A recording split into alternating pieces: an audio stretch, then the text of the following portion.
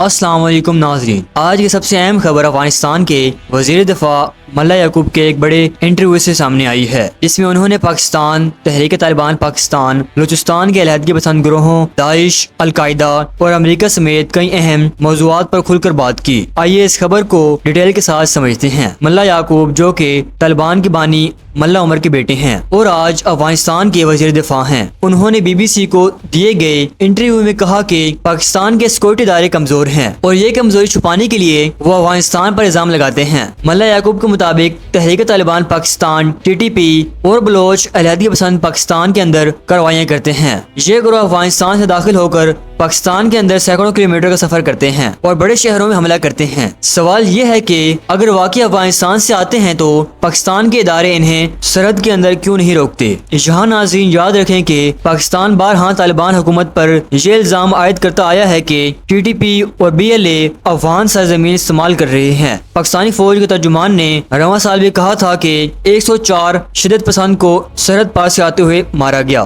لیکن اب افغان وزیر دفاع سیدھا پاکستان کے سیکورٹی اداروں کی کمزوری پر سوال اٹھا رہے ہیں۔ ملا یعقوب کا کہنا ہے کہ ایک دوسرے پر الزام تراشی کرنے اور پروپیگنڈا کرنے سے بہتر ہے کہ دونوں ملک حقیقت کو تسلیم کریں، تعاون بڑھائیں اور مسائل کا مستقبل حل نکالیں۔ ان کے مطابق اگر تعلقات خراب ہوں گے تو ان کا نقصان دونوں کو ہوگا، کسی ایک ملک کو نہیں۔ یہاں یہ بات اہم ہے کہ پاکستان اور افغانستان کے تعلقات شروع دن سے ہی اونچ نیچ کا شکار رہے ہیں، کبھی سرحدی تنازع، کبھی پناہ گزینوں کا مسئلہ، کبھی دہشت گرد کا معاملہ، اور اب طالبان حکومت آنے کے بعد یہ کشیدگی اور بڑھ گئی ہے۔ گزشتہ ہفتوں افغانستان میں ایک ڈرون حملہ ہوا تھا جس میں متعدد افراد ہلاک ہوئے۔ افغان حکام نے اس حملے کا الزام پاکستان پر لگایا۔ یہ بھی ایک نیا تناؤ ہے کیونکہ ماضی میں زیادہ تر ڈرون حملے امریکہ کی طرف سے کیے جاتے ہیں، لیکن اب افغان حکومت براہ راست پاکستان کو ذمہ دار ٹھہرا رہی ہے۔ انٹرویو میں افغانستان وزیر دفاع سے پوچھا گیا کہ کیا داعش اور القاعدہ اب بھی افغانستان میں موجود ہیں؟ ان کا جواب تھا کہ داعش کا افغانستان سے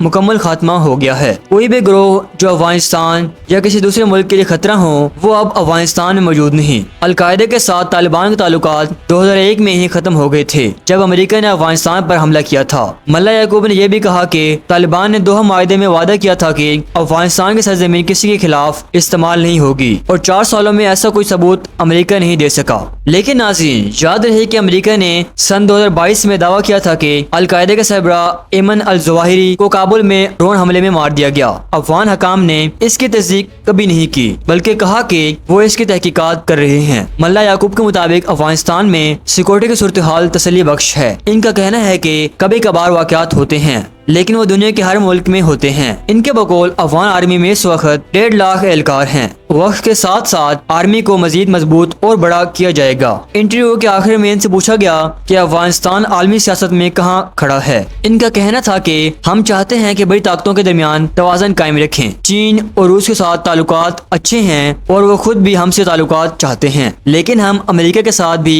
ویسے تعلقات چاہتے ہیں جیسے چین اور روس سے ہیں۔ یہ فیصلہ اب امریکہ کے ہاتھ میں ہے۔ یہ ایک اہم پیغام ہے کہ طالبان حکومت عالمی تنہائی نہیں چاہتی، وہ چین اور روس کے ساتھ ساتھ امریکہ سے بھی تعلقات چاہتی ہے، لیکن مسئلہ اعتماد کا ہے۔ ناظرین اس انٹرویو سے کئی باتیں صاف ہو جاتی ہیں۔ ایک طرف پاکستان بار بار افغانستان پر دہشت گرد گروہوں کی پناہ دینے کا الزام لگاتا ہے اور دوسری طرف افغان حکومت پاکستان کے سیکورٹی اداروں کو کمزور قرار دیتی ہے۔ داعش اور القاعدہ کی موجودگی پر دونوں طرف سے مختلف بیانیے آتے ہیں اور عالمی طاقتوں کے ساتھ تعلقات کا معاملہ ابھی تک توازن کی تلاش میں ہے۔ یہ دیکھنا باقی ہے کہ پاکستان اور افغانستان الزام تراشی سے نکل کر واقعی تعاون کر پاتے ہیں یا نہیں، کیونکہ خطے میں امن اور ترقی کے لیے دونوں ممالک ایک دوسرے پر اعتماد ضروری ہے۔ یہ تھی آج کی مکمل رپورٹ۔ آپ دیکھ رہے ہیں اے بی نیوز اور میں ہوں آپ کا میزبان محمد ارسلان۔